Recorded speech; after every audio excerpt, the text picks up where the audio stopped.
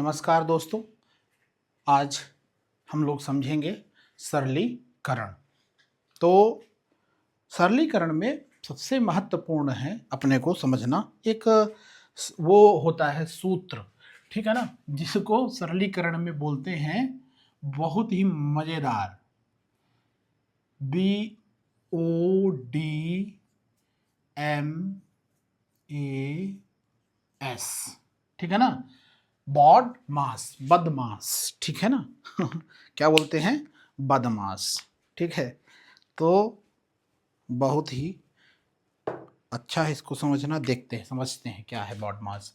देखिए क्या होता है, कोई भी चीज़, जैसे मान लीजिए कि समीकरण लिखा है, जैसे मान लीजिए लिखा है 3 - 2, ये ब्रैकेट लगा दिया है ना, फिर यहाँ 2 फिर ये वाला लगा दिया है ना, फिर ऐसे ही -2/3 है ना, फिर भाग का चिन्ह लगा दिया और फिर बोल देता है कि 1 - 1/2 ऐसा कर दिया और फिर ये ब्रैकेट लगाया। अब आपको ये बहुत ज़्यादा कठिन लग रहा होगा, समझ रहे हैं, ये आपको बहुत कठिन लग रहा होगा, किंतु इसको सरल बनाने के लिए ये चीज दी गई है, बॉड मास, ठीक है ना।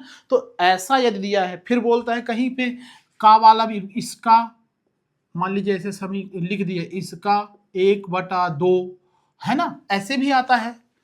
तो देखिए, जोड़, घटाना, गुणा और भाग, और इसका इसमें फिर गुणा हो जाता है, का की जगह पे गुणा हो जाएगा। तो इनको सॉल्व करने का ये नियम है बॉड मास।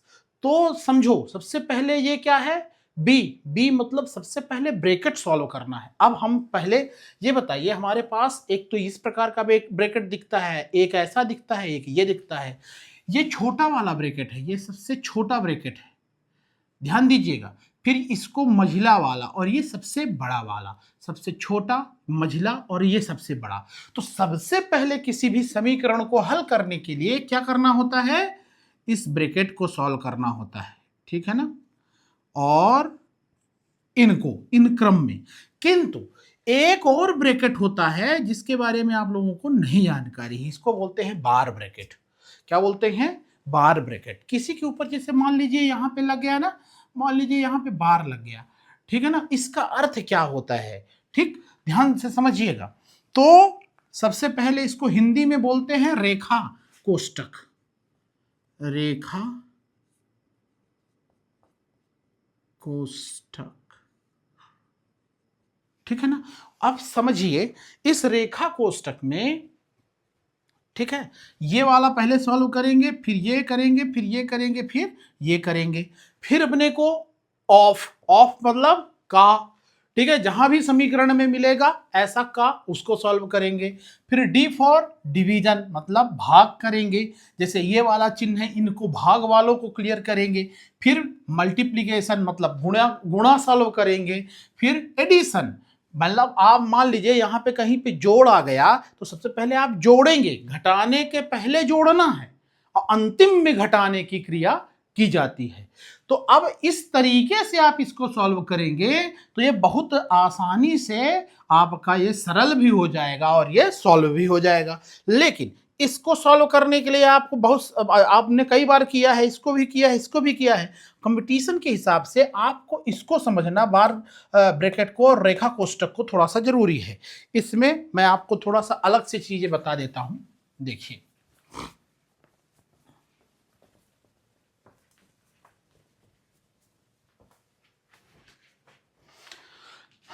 होता क्या है, इसका उपयोग जैसे मान लीजिए 1/3 है और इसको आपने भाग दिया, ठीक है, तो 0 पॉइंट, अब कितना जाएगा, 3 बार, 3 त्रिकाई 9, फिर 3 बार 10 बन जाएगा। फिर तो क्या होता है, जब 3 3 3 3 3 ऐसे आता है कई बार, तो अब इसको क्या करते हैं, इसके दो तरीके हैं।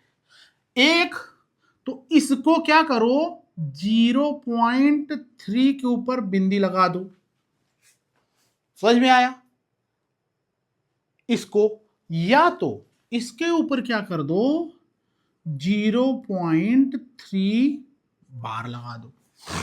ये बिंदी लगा दो या बार लगा दो, एक ही मतलब है। मान लीजिए ये 22/7 है,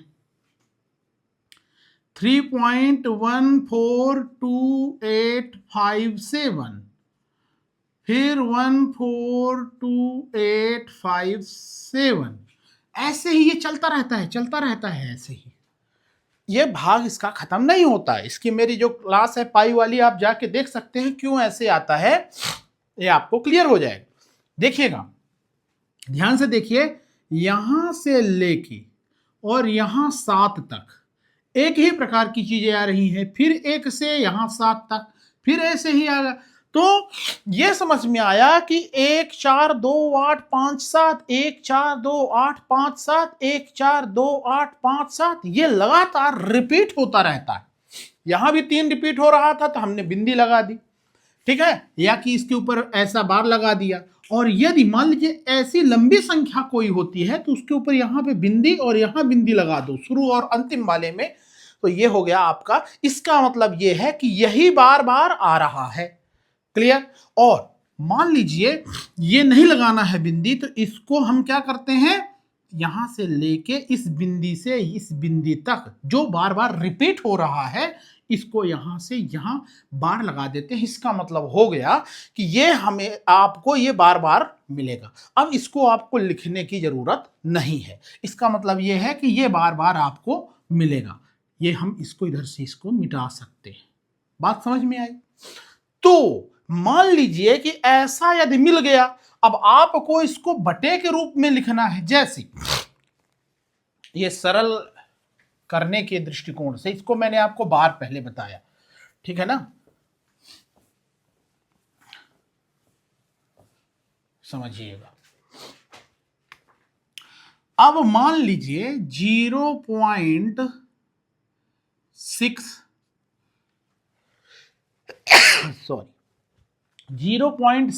बार लिखा है, ठीक है।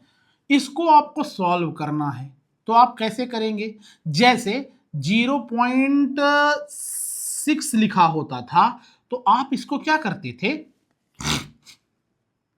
कि 6/1 जीरो लगा देते थे, तो इसका दशमलव हट जाता था। यही हमने दशमलव वाले टॉपिक में सिखाया है आपको।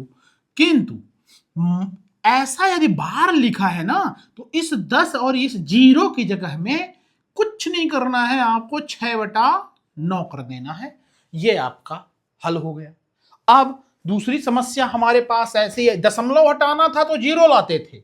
ध्यान रखना, जितने इधर अंक होंगे उतने ही 0 इधर बढ़ा देंगे, जितने इधर अंक होंगे उतने ही हम 0 इधर बढ़ाते जाएंगे। 3 दशमलव के बाद 3 अंक है ना, तो 3 0 लगा दिए, ठीक, उतने 0 लगा। लेकिन यदि बार लिखा है और मान लो यहां पे 2 अंक आ गए, तो अब यहां पे बोलोगे जैसे भी है जी आपने 3 अंक इसमें थे तो 3 0 लाए, तो 2 अंक है इस बार में तो दोनों लाएंगे, हाँ बिल्कुल लाएंगे। समझ में आ रहा है। इसको हम 62 लिखेंगे, सॉरी इसको क्या लिखेंगे 62, और इसमें 9 9 लगाएंगे। क्लियर। अब समस्या कहां आनी है, आपको सवालों को हल करने में, ध्यान से समझिएगा। ये वाला तो ये हो गया, किंतु मान लीजिए यहां पे ये 6 है, ठीक, यहां पे 2 है, यहां पे 5 है, और इसमें केवल बार लगा है। फिर क्या करोगे, बोलोगे यार भैया जी आप तो जो दशमलव में बार नहीं लगा रहता उसके लिए 0 उपयोग होता है, जिसमें बार लगा होता है उसके लिए 9 लगाते हैं नीचे बटे में। क्लियर। तो मैं बताऊंगा इसके लिए कि ध्यान से देखना, आपको लिखना है 625 ही, उसमें से जिसमें बार नहीं लगा है, किसमें बार नहीं लगा है, 6 में, इस अंक में नहीं लगा है, तो उतना इस टोटल में से घटाना है, पहला। और दूसरा, इन दोनों के लिए 9 9, क्योंकि 2 में बार लगा है और इसमें बार नहीं लगा है तो इसके लिए 0। इसका ये हल हो गया। बात समझ में आई। तो इसको सॉल्व करने के लिए ऐसा। अच्छा मान लो इसमें तो ये हो गया। इस 6 की जगह में 0 मान लीजिए 0 0 और 1 2 5 और इसमें हम बार लगाते। अब क्या होगा? तो आप बोलोगे भैया जी आपने जो रूल बताया उसी से चलना है। तो देखो इसमें अंक कितने हैं, अब इधर से लोगे तो इस 0 का तो कोई अर्थ नहीं है, तो 125 ही ना हुआ, ये 125 हुआ। और माइनस करोगे इसको, 2 0 करोगे ना, जिसमें बार नहीं लगा रहता दशमलव के इधर उसको घटाते हो, यही ना नियम था। अब 0 घटाओगे तो कोई अंतर तो पड़ने नहीं वाला है। तो ये हो गया। अब 3 अंक में क्या लगा है? बार। तो 1 2 3 9 आएंगे, 9 3 बार आएंगे। अब फिर इन दो में, दशमलव के इधर में 2 है ना ये, तो 2 0 लगाओगे। कोई भी जितने अंक होंगे दशमलव के, ये 0 है इसलिए 0 नहीं लगा है, कोई भी अंक इधर होता वही उसकी जगह में उतने ही 0 लगाए जाते हैं। तो इसको ऐसे सॉल्व करेंगे। चौथी कंडीशन, एक और कंडीशन मान लीजिए हो जाए इसी में। क्या? मान लीजिए यहां 3 आ गया और फिर यहां पे 1 2 4 5 आ गया, ठीक है, और इसमें आपके बार लगा है, ठीक। अब क्या करोगे? तो अब आप इस 3 को नहीं छेड़ोगे, इस 3 को वैसे ही लिखोगे 3 प्लस, और बाकी यही पूरी प्रक्रिया। इस 1245 में जिसमें बार नहीं लगा है, इसमें 12 में नहीं लगा है, उसको घटाओगे और इसमें जितने 9 हैं, मतलब जितने में बार है उतने 9 लगाओगे, और कितनों में 0 वाला है? 2 में। ये इसका हल हो गया। तो ये हमें ऐसा समझ में आ रहा है कि ये चीज आपको BODMAS और इस ब्रैकेट वाले में रेखा कोष्टक में यही है। बाकी ये ब्रैकेट सॉल्व करना है, of, division, multiplication, addition and subtraction. ये टॉपिक इस BODMAS में इतना ही आपको महत्वपूर्ण था, ये आप नहीं जानते होंगे, आप इसको कर लीजिएगा। ऐसे सवाल आते हैं डायरेक्ट और बीच में भी इसको डाल देते हैं इस कठिन करने के लिए। बहुत सारे जो SSC है, आपका व्यापम है, जो भी आता है उसमें स्टेट लेवल में भी आते हैं, ठीक है ना, और केंद्र स्तर में भी आते हैं। अब आगे इसमें हम लोग और समझते हैं। BODMAS और सरलीकरण में हमने इसको देख लिया।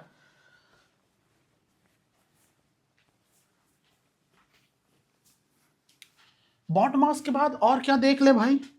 चलिए एक चीज और देख लेते हैं, श्रेणी देख लेते हैं, सीरीज, श्रेणी। और इस श्रेणी में 2 चीजें, ठीक है ना। पहला,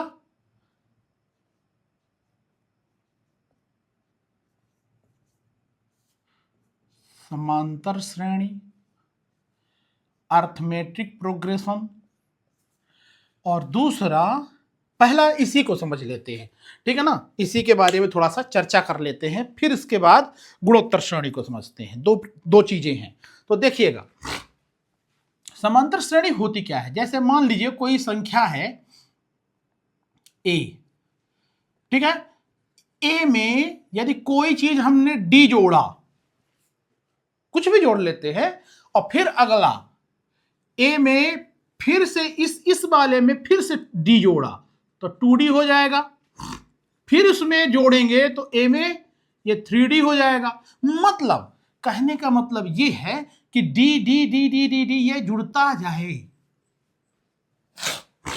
ठीक है ना, ये यहां से लेके ऐसे ही जुड़ता जाए, एक निश्चित d d d d जुड़ता जाए। तो इस प्रकार की श्रेणी को क्या बोलते हैं? समांतर श्रेणी। और इसमें होता क्या है देखिएगा, इसको बोलते हैं प्रथम पद।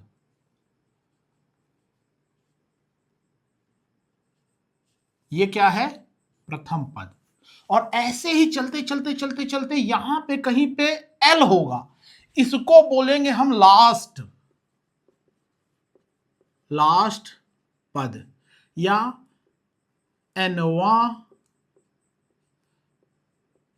पद। ऐसे ही ना भाई, यहां से चलते चलते ये प्रथम हो गया, तो ये लास्ट हो गया। और ये D क्या है? ये डी क्या है, ये डिफरेंस है।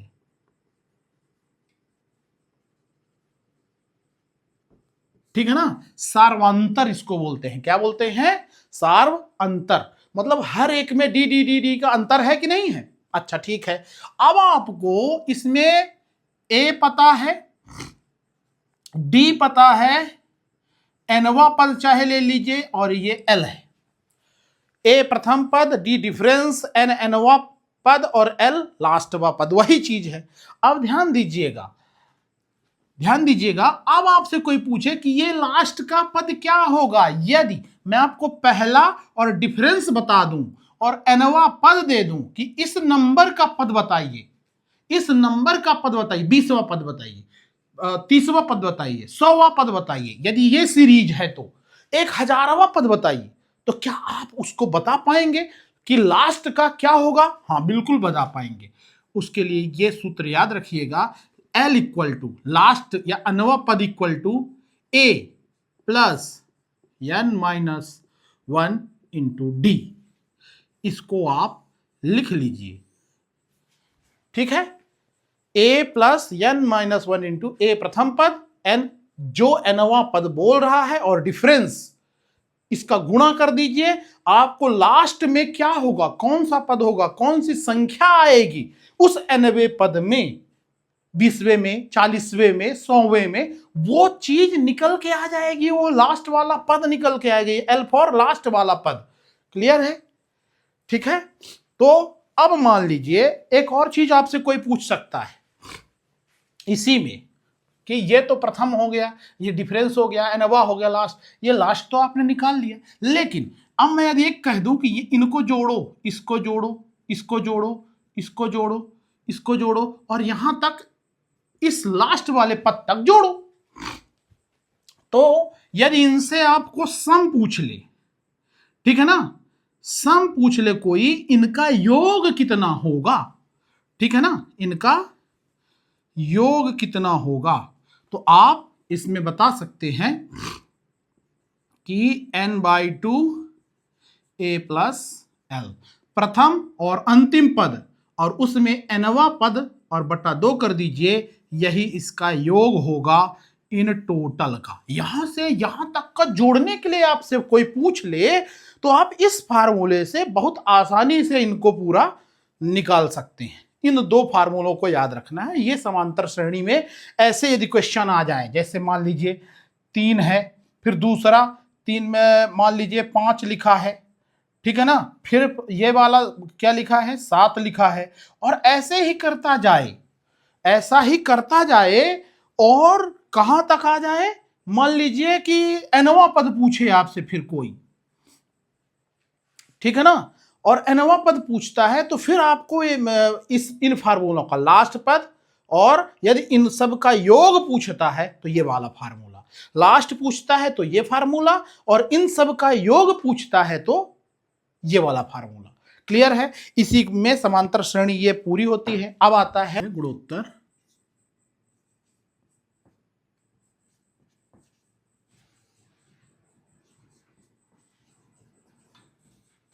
इसको बोलते हैं ज्योमेट्रिक प्रोग्रेशन, जीपी, ठीक है ना, एपी एंड जीपी। तो जैसे हमने समांतर श्रेणी को समझा, वैसे ही हम प्रयास करते हैं गुणोत्तर श्रेणी को समझने का, ठीक है ना। तो उसमें क्या था, डी डिफरेंस जुड़ता जा रहा था, किंतु यहां पे ए में ए इंटू आर गुणा होगा, a into r square, a into r cube, ऐसी सीरीज चलती जाएगी, और वही चीज एन पदों तक, या कि लास्ट का पद एल है, ठीक है। अब क्या होगा कि यदि आपसे फिर से इसमें दो चीजें पूछी जाएंगी कि पहला पद, प्रथम पद आपका ये होगा फर्स्ट, ठीक है ना, और इसमें जो गुणा हो रहा है वो आर हो रहा है बार बार, ठीक है ना, फिर आपका एनवा पद 20 हो 40 जैसे उसमें था, ऐसे ही एलवा एल मतलब क्या है, लास्ट पद। तो आपसे यदि कोई लास्ट पद पूछ ले इसमें क्या होगा, तो आप प्रथम पद को करेंगे और आर करेंगे, इस जो आपको हर एक आर इसमें गुणा हो रहा है ये, और जो आपका n है उसमें से -1 कर देंगे, यही इसका एलवा पद होगा, मतलब ये होगा। क्लियर हो गया? उसमें क्या था, उसमें क्या था, a plus n minus one into d, ये था लास्ट पद। इसमें क्या है, a into r n minus one. एनवा पद जो भी होगा यहां रखिए, उसमें एक घटाइए, और जो आपका ये r बार बार गुणा हो रहा है हर एक में जियोमेट्रिक गुणोत्तर श्रेणी में, उसका गुणा करिए और प्रथम पद के साथ गुणा करिए, ये आ जाएगा आपका लास्ट अंतिम पद। ठीक है। अच्छा, इसमें अब आपसे कोई सम पूछे अर्थमेट्रिक वाला, ठीक है ना, तो इसमें क्या करना है, प्रथम पद r पावर n, यहां पे -1, इसके ऐसे लिखना है r-1, या तो ये भी हो सकता है कि a 1 माइनस आर की पावर इधर n हो और 1 माइनस आर, ये दोनों फार्मूले अप्लाई हो सकते हैं, आर को पहले और आर को बाद में रखते हुए। यदि ये छोटा है तो यहाँ पे इससे माइनस करेंगे एक से। ठीक है, तो ये फार्मूला हो गया आपका गुणोत्तर श्रेणी का। तो इन दोनों फार्मूलों को याद रखना है, ये होता है समांतर श्रेणी और गुणोत्तर श्रेणी पूरा। जिसके बाद हम लोग और थोड़ा सा इसमें क्या समझ सकते हैं और क्या छूट रहा है, देखिए तो बताइए। ये हो गया समांतर और गुणोत्तर। इसी में और कुछ हो सकता है? हाँ बिल्कुल हो सकता है, जैसे देख लेते हैं, देखिएगा। मान लीजिए यहां पे 1 लिखा है, यहां पे 2 लिखा है, यहां पे 3 लिखा है। ऐसे ही चलते चलते चलते चलते आपसे कोई पूछे n पदों तक इनको जोड़ो। अब आपको मैं 10 तक जोड़ू तो आप जोड़ लोगे, मैं बोल दिया कि 50 तक ऐसी संख्याओं को जोड़ो, अब आपका दिमाग चकराने लगेगा। उसके लिए यदि आपको मैं बोल दूं 50 या 100 का कि 1000 तक की संख्याओं को जोड़ो, तो कुछ ऐसा फार्मूला मुझे बताइए जिसको मैं रखूं और तत्काल मेरा आंसर आ जाए, नहीं कंपटीशन में मैं फेल हो जाऊंगा। तो सुनिए, इसके लिए जो n है ना, जो लास्ट वाला पद है, जो भी आपका nवा पद है, nवा, ठीक है, जो आपको जानना है इसमें, तो उसको एक काम करिए, n इंटू n प्लस 1 अपान 2 करिए, ये आ गया आपका ये वाले में nवा पद। अच्छा ठीक है, मान लीजिए इस एक में स्क्वायर मेरा मन हुआ पूछने का, फिर ऐसे ही लगा के बोलूं कि n स्क्वायर तक, मतलब 20 तक का स्क्वायर करो, 20 तक का स्क्वायर करो, या 40 तक का स्क्वायर करो, और उन सब का फिर जोड़ बताओ। अब मेरा दिमाग फिर से चकराया, ठीक है ना, तो इसमें क्या करूंगा, n into n plus 1 two n plus 1 upon 6। Clear? ये हो गया आपका स्क्वायर वाला। ठीक है, फिर आता है आपका एक, मान लीजिए मेरा मन हुआ 1 क्यूब, 2 क्यूब, 3 क्यूब, ऐसा मेरा मन हुआ, और n क्यूब तक यदि मेरा मन हुआ पूछने का, तो इसमें क्या करोगे, बोलो। यहां तक हुआ तो इसमें क्या करोगे, n इंटू एन प्लस 1 अपान 2, और इस टोटल का होल स्क्वायर। ठीक है ना, ये फार्मूला ऐसा मिला तो ऐसा। क्लियर? अब सवालों को कठिन करने के लिए करता क्या है, बोलेगा 1 से 10 तक या 100 तक क्यूब करिए और फिर उतने का ही स्क्वायर घटा के बताइए। तो पहले इसको करिए, फिर इसको करिए, इस वाले में इसको घटा दीजिए, ये आंसर हो जाएगा। ये भी पूछ सकता है कि स्क्वायर में इसको घटा के बताइए, तो आप इसको बता सकते हैं। क्लियर? अब मान लीजिए आपसे इसी में बोल दे कि प्रथम n पदों तक प्राकृतिक संख्याओं का योग, किंतु ये सम हो, क्या होनी चाहिए, सम। प्रथम n पदों तक सम संख्याओं का, यदि आपका सम बोला तो आपको कौन सा फार्मूला अप्लाई कर देना है डायरेक्ट, बिना पूछे। इसके लिए क्या होता है, एक होता है प्रथम n पदों तक विषम के लिए, ठीक है ना, जो होता है n स्क्वायर, ठीक है। और एक होता है एक से n पद तक सम संख्याओं का योग कोई पूछे, उसके लिए क्या होगा, n/2 प्लस 1, ये हो जाएगा। और इसके लिए n/n+1 मेरे हिसाब से, इसमें थोड़ा सा, ठीक है ना, डाउट है इसको, हाँ सही है, ठीक है ना, n/n+1 हो जाएगा। तो यदि ये है तो इसमें आपको n/n+1/2 कर देना है, यदि स्क्वायर है n/n+1 इंटू 2n+1/6 हो जाएगा। इसके लिए क्या हो जाएगा, 1 क्यूब वाले में n/n+1/2 और इसका क्यूब कर देना है, इसमें n/n+1 कर देना है। मतलब यदि सम वाला पूछा कि मान लीजिए कि प्रथम 10 तक की आप 10 पदों तक का प्राकृतिक संख्याओं का योग बताइए, सम संख्याओं का, तो आप इसमें सीधे सीधे 10 बोला तो 10 गुणे 11 कर देंगे, क्योंकि n/n+1 है, ठीक है ना। अब विषम का पूछा तो ये आप अप्लाई कर लेंगे। एक से लेके n पदों तक सम संख्याओं का यदि आपसे कोई योग पूछ ले तो आप n/2 करेंगे इंटू n/2 प्लस 1 कर देंगे और इससे ये आपका सॉल्व हो जाएगा। तो ये बहुत ही महत्वपूर्ण फार्मूले हैं, इससे सीधे क्वेश्चंस आते हैं, इसी से मिक्स करके ये चीजें बनती हैं। तो ये हो गया आपका ये चीजें। अब इसमें और क्या बचता है भाई, हाँ कुछ चीजें, जैसे मान लीजिए इसमें और कुछ सवाल आते हैं, देखिएगा आपसे बोलेगा कि कुछ संख्याओं का गुणा करिए और अंतिम में बताइए कि इकाई अंक क्या है। देखो गुणा करने के लिए इतना लंबा चौड़ा नहीं देता है, वो आपसे ये जानना चाह रहा है कि आपसे गणित का बेसिक रूल बनता है कि नहीं, आप जल्दी क्लिक कर पा रहे हैं या नहीं। समझिए, इसको बोलते हैं इकाई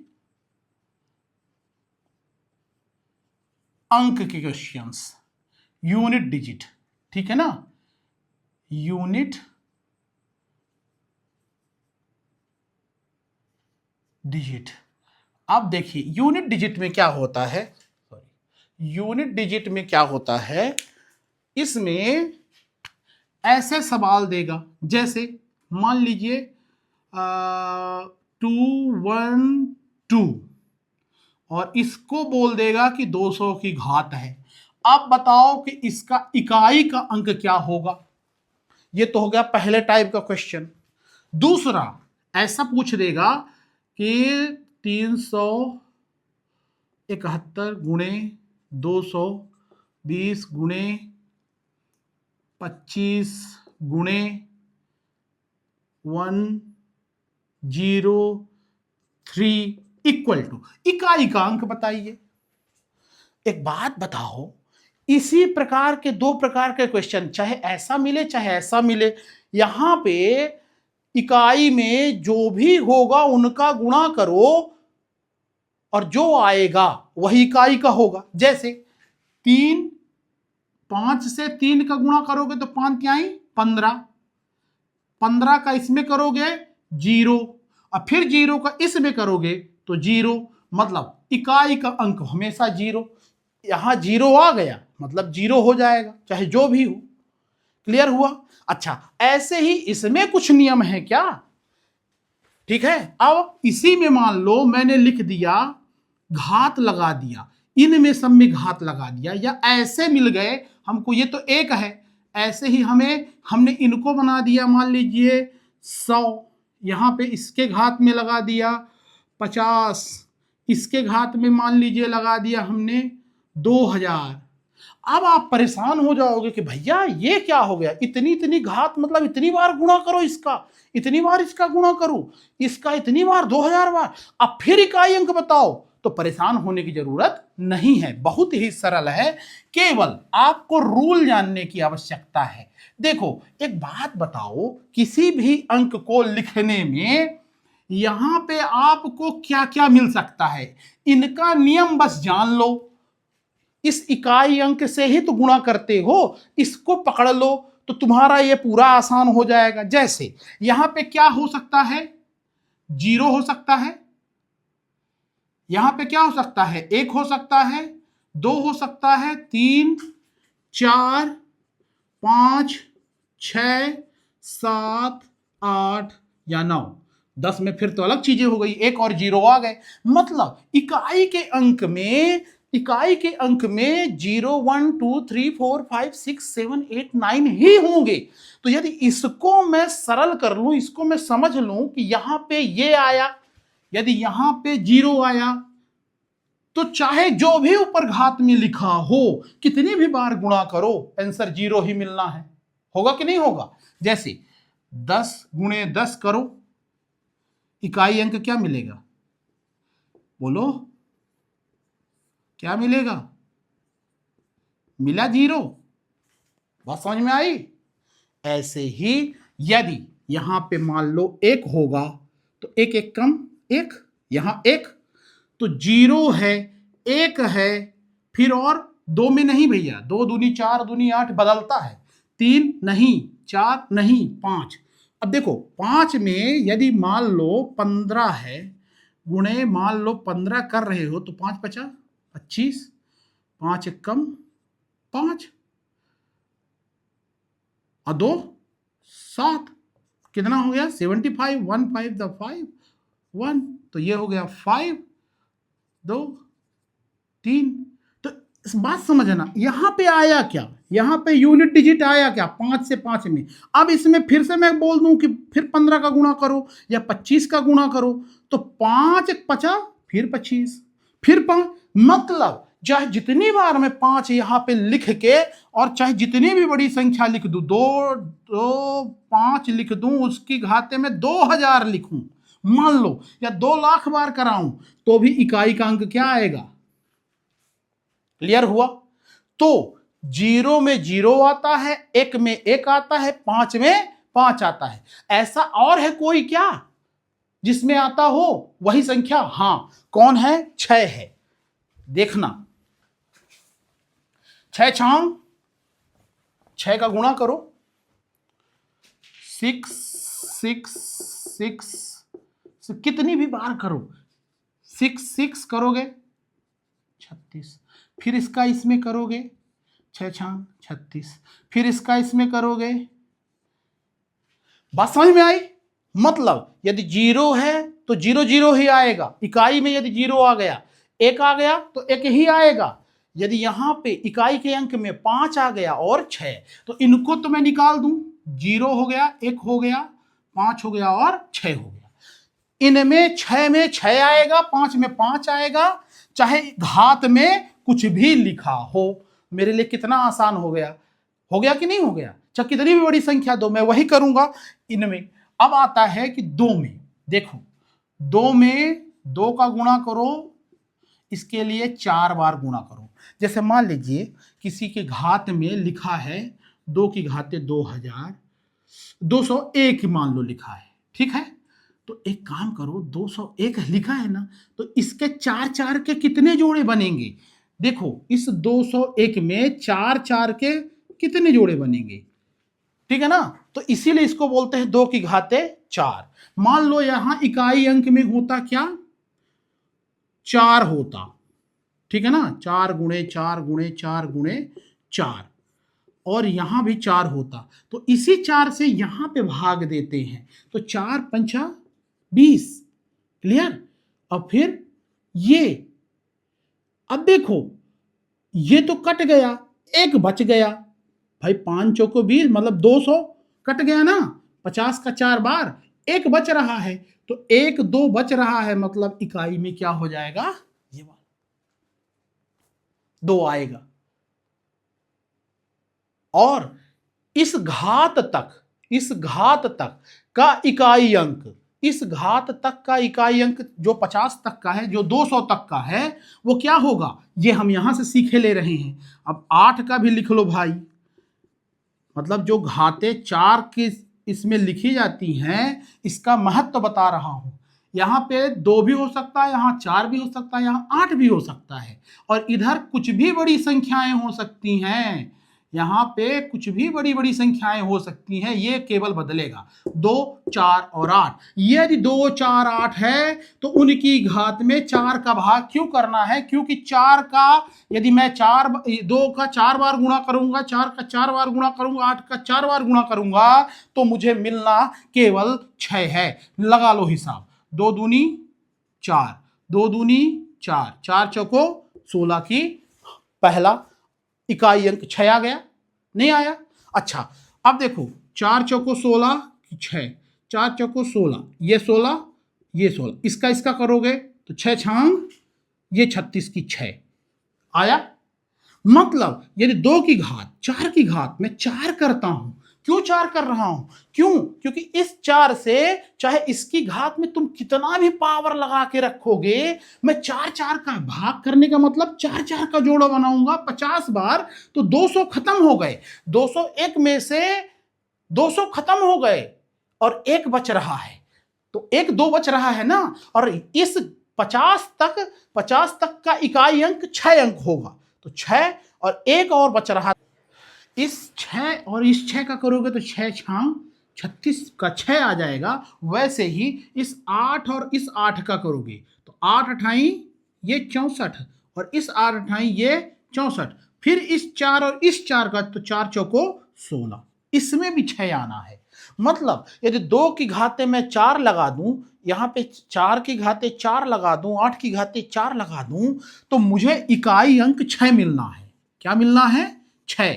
देखो, 0 में 0 मिलेगा, 1 में 1 मिलेगा, 5 में 5 मिलेगा, 6 में 6 मिलेगा। किंतु यदि मैं 2 को 4 बार करूं, 4 को 4 बार गुणा करूं और 8 को 4 बार गुणा करूं तो 6 मिलेगा। बात समझ में आई? तो यदि अब मैं इन 4 से किसी में भाग दूं, जैसे यहां पे 2 है ना, तो मैं यहां 4 से भाग दूं, तो इस 201 में से 200 तक की घात का इकाई अंक 6 होगा और 1 2 बचा, तो इसका 200, इसको क्या लिख सकते हैं, 782 का जो ये 2 है ना, ये 200 बार का इकाई अंक क्या आएगा, इकाई अंक इसका आएगा 6। बात समझ में आई? और एक और बच रहा है 782, तो ये वाला 2, तो 6 दूनी 12, मतलब 2 आ जाएगा इकाई अंक। तो ऐसे निकालने के लिए अब इसमें देखो, इसमें 200 है और इसमें 1 है, तो 200 और 1 कितना हो जाएगा, आधार समान घात अंक जुड़ जाते हैं। तो इसका मतलब 4 से भाग देने पर 200 तक का, क्योंकि 50 का 4 बार गुणा करोगे तो 200 आएगा, एक बच रहा है। बात समझ में आई?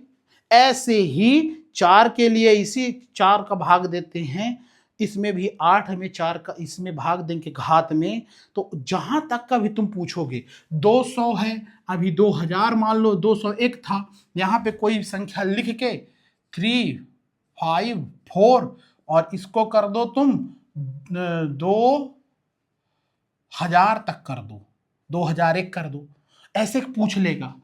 तो भाई ये 4 से इसमें भाग करोगे, क्योंकि 4 लिखा है, तो 4 से यहां पे करोगे तो 2000 तक तो आएगा, पूरा कट जाएगा, तो ये इसके 2000 तक क्या आएगा, 6, और एक फिर बच जाएगा, तो एक ये 4 अंतिम का बचेगा, तो 6 चौक 24, मतलब 4 इसका यूनिट डिजिट हो जाए।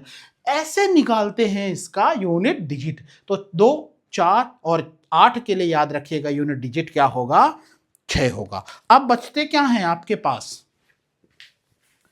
अब बच रहा है आपका 3 और 7 और 9, 3 7,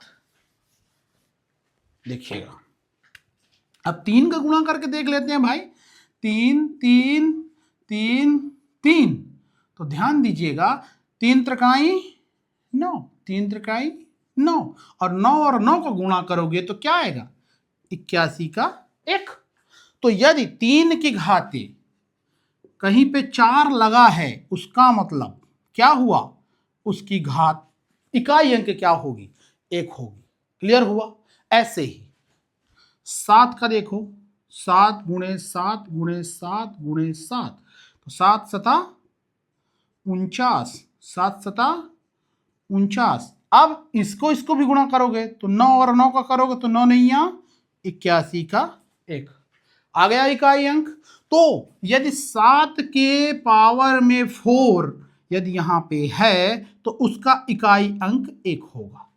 तो 3 और 7 के लिए, 3 और 7 के लिए इकाई का अंक 1 होगा।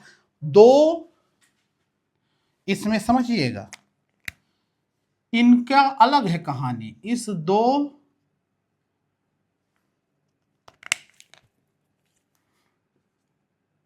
4 और 6 के, सॉरी 8 के लिए अलग है कहानी, ठीक है ना। और इस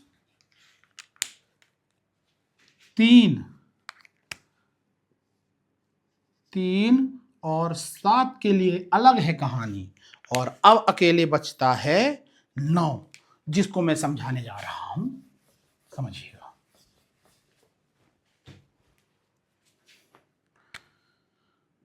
9 को यहां पे यदि समघात लगी है, मतलब 9 का, जैसे देखिएगा समघात का मतलब 9 का 2 बार यदि मैं करूंगा गुणा, 9 नैया 81, 1 आएगा।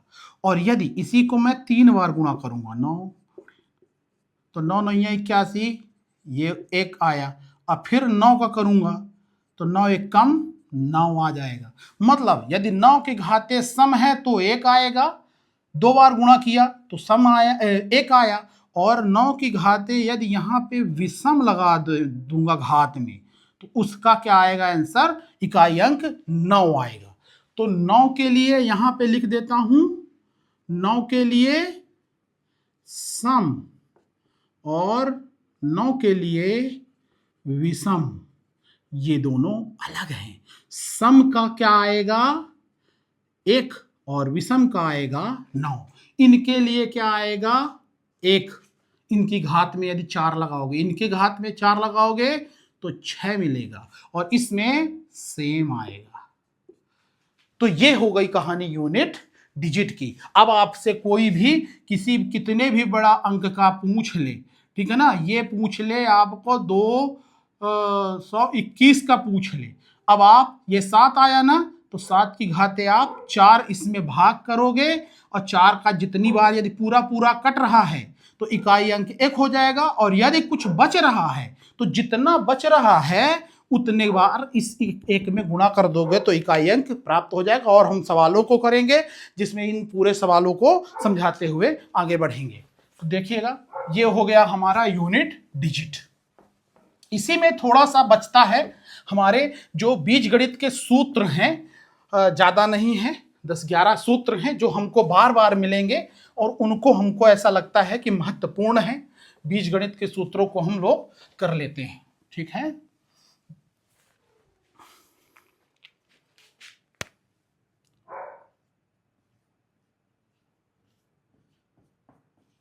इनको याद रखिएगा, ये बहुत ही महत्वपूर्ण सूत्र है, डायरेक्ट इसी पे सवाल आते हैं।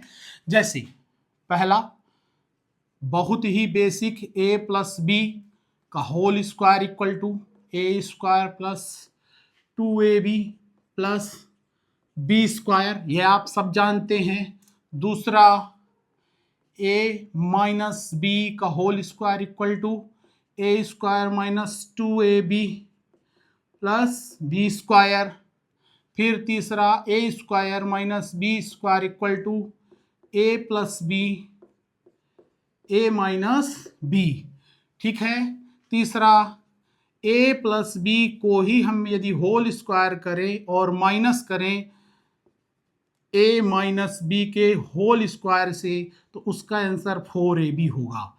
यदि इसी में ए प्लस बी का होल स्क्वायर और यहाँ प्लस कर दें, a माइनस बी का होल स्क्वायर करें तो उसका आंसर हो जाएगा 2a² plus b²।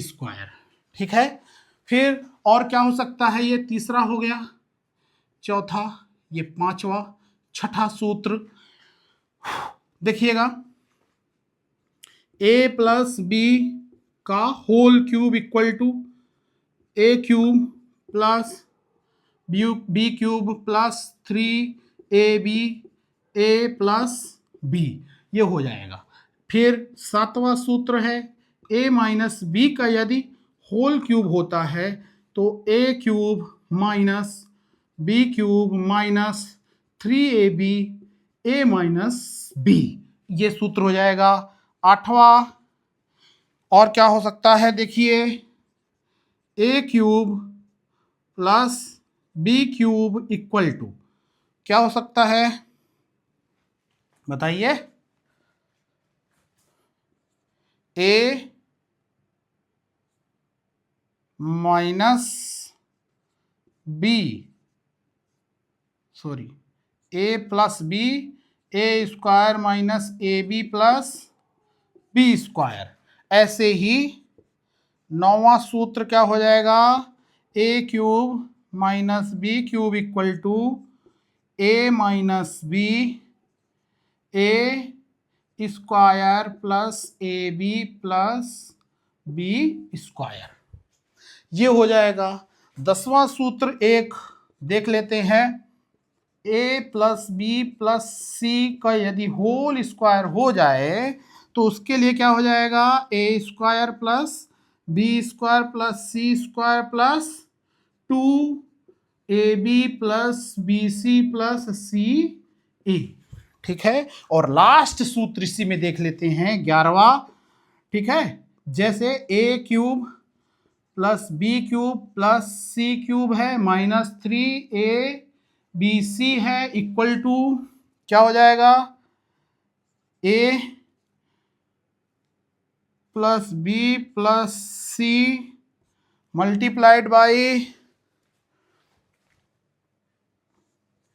a² plus b² plus c² minus ab minus bc minus ca।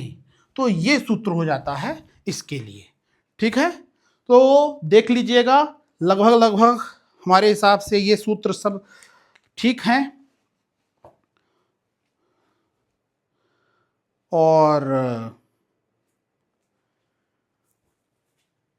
बीजगणित के ये जो सूत्र हैं ये बहुत ही महत्वपूर्ण सूत्र है, क्योंकि इन्हीं के आधार पर पूरी फिर गणित में और इन्हीं फार्मूलों के बेस पर पूरे सवाल लगते हैं, इसलिए इसको याद रखना बहुत जरूरी है। तो इसमें आज हमने सीखा, पहले BODMAS सीखा, उसमें भी बार वाली संख्याओं को सीखा, गुणोत्तर और समांतर श्रेणी को सीखा, गुणोत्तर समांतर श्रेणी के बाद हमने इकाई अंक निकालना सीखा, इकाई के बाद हमने बीजगणित को भी इसमें जोड़ लिया, और ये अंकगणित के बहुत ही महत्वपूर्ण टॉपिक है। आज के लिए बस इतना ही, मिलते हैं अगली क्लास में नए टॉपिक के साथ, तब तक के लिए नमस्कार।